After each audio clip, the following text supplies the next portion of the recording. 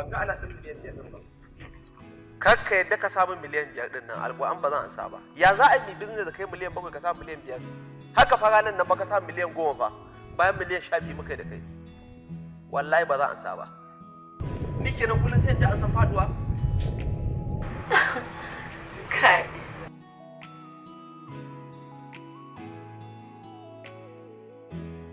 Ka ga cin nan ko? Wow, ba da ya dan kyau fa. Dan ya ko boss ba ta skin ka kyau gaskiya. Gaskiya ne. To yanzu ka dan jira ka dan bare in shiga musu magana. Ko? Ba da kuwa to sai ki mutu.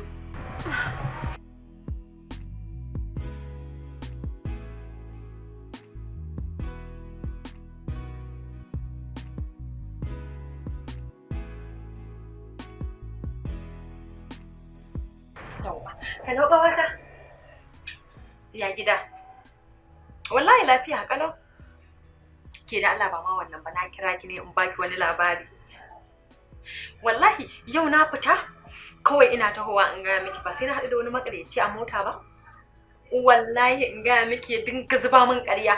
Shi yana so na waye mutuwa ya tashi ya ɗauki waya yana maganan wai za a turo masa miliyan 10 15 ne amma shi ba zai karɓi 10 ba sai an cika mai kuɗin shi complete.